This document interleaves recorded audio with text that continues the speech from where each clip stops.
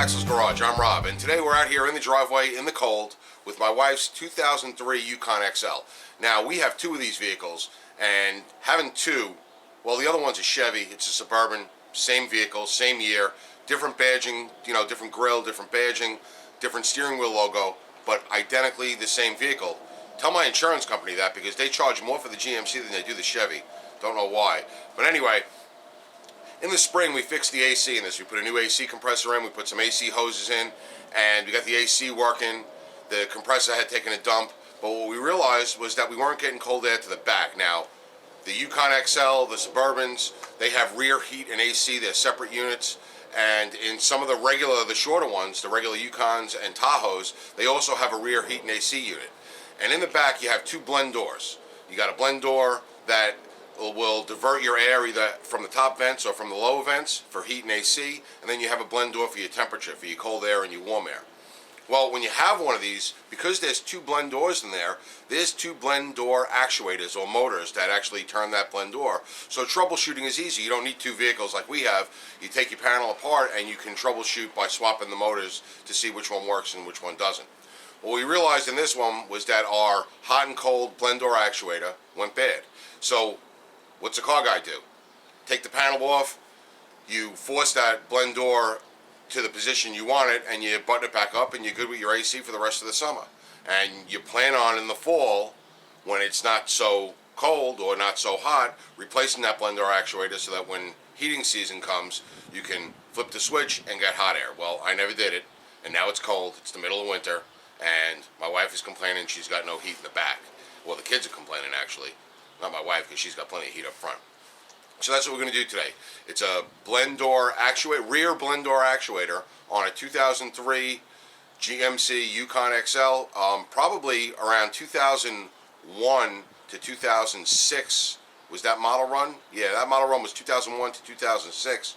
So it should be about the same, and even the later ones and some of the earlier ones, it's pretty much about the same. It won't be exactly, but it'll be close enough where you can get along and do it. So now we got to open the back of this thing up, and like I said, for those married guys, you know what I'm going to go through right now.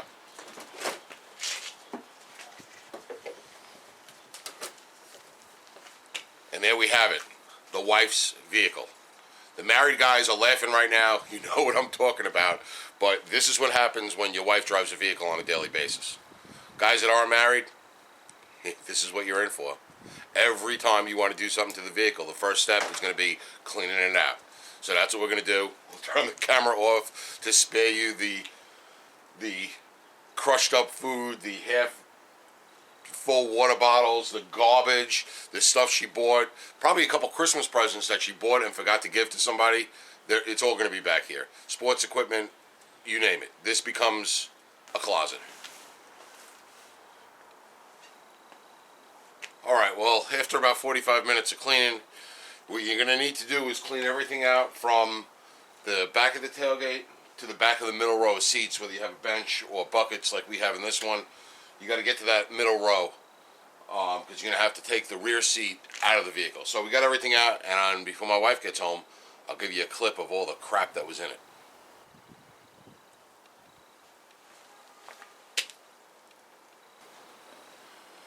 Alright, what I got is the rear seat pulled out. I got it on this side. You don't have to take it all the way out of the vehicle unless you want to, but I have it propped up on the driver's side.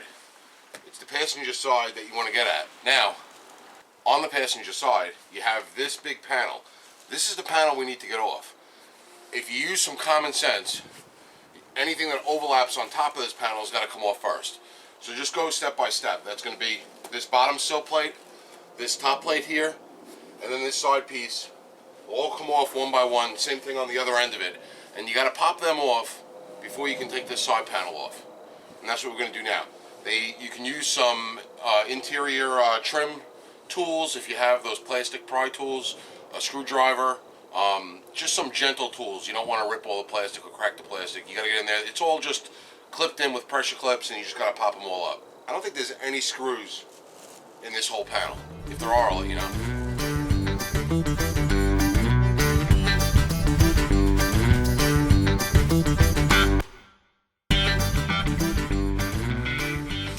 Alright, so as you can see, with no real special tools needed, you can pop all your panels apart. What I did do in the front, you have your seatbelt where it's all buckled in, and what I did was I just popped that panel loose on the rear side instead of taking the whole panel out, just to make it a little bit easier for reassembly. And then this panel, when you pull it out, there is a power outlet in the back, and you just have to reach behind, disconnect that power outlet so that you can pull it all the way out. Getting it out this far is plenty far. You don't need to remove the whole entire panel. If you want to, you can. Oh, now we have it's called the rear blend door actuator, and it's a motor. And it's a little electrical motor that plugs right in to your rear blend door. I'm looking for the electrical. There's your electrical plug.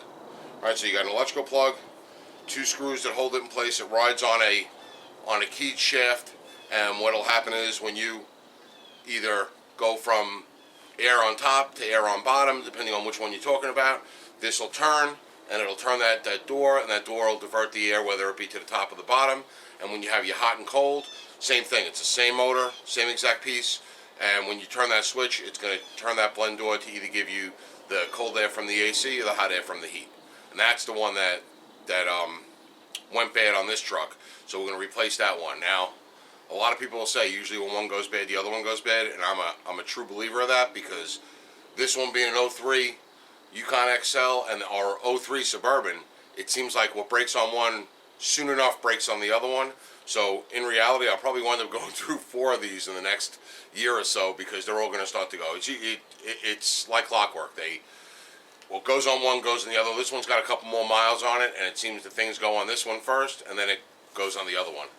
That's just the way it is. But I'm not replacing all of them. I'm doing one at a time because I'm cheap. They're about $50 each, 50 or so. I found the best price on Amazon. No, I found the best price for these on eBay. eBay had the best price for a quality part with a limited lifetime warranty. All right, so your blend door actuator is going to have 2 little bolts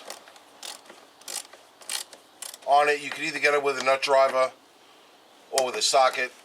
I find it easy just to bring out a little 1/4-inch drive socket rail, because it is one of those little small sizes that you don't use all the time.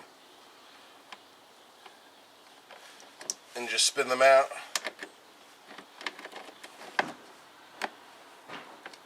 I already have my electrical disconnected, which is right here, because we had it forced on.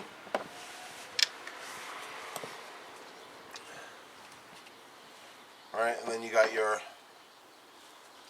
blend door, which you're going to put back in the same way. You might have to orient it on this post right here.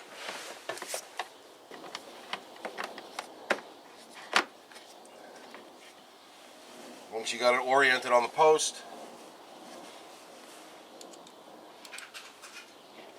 it slides all the way in. You can put your screws back in.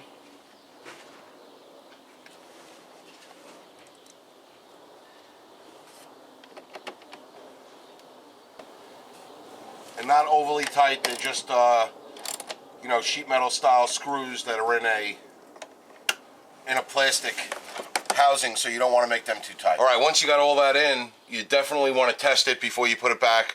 I don't know if there's a certain way to orient it or not, but you want to make sure that it's going in one direction and going in the other direction fully. All right, so what I did was I warmed the vehicle up and I gave it a good test. I went from hot to cold, make sure I was getting hot air when it was on hot, cold air when it was on cold, that door was opening or shutting on either end to shut off either the cold air or shut off the warm air, and it's all working. So now all you got to do is button it back up.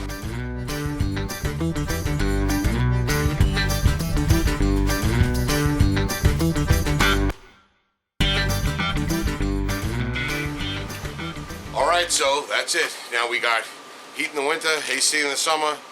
It's hot, it's cold. The rear passengers and the kids will be happy in the back. Now I gotta find a place to put all the crap that was back there so it doesn't go back there. Okay, so that's the rear blend door actuator. Like I said, it's gonna be the same on the long ones, the XLs and the Suburbans, as well as the Tahoes and the Yukons. Hope you enjoyed today's video. If you did, please give us a thumbs up. If you like what we're doing here at Axel's Garage, please subscribe to our channel. That's it for today. We'll see you next time.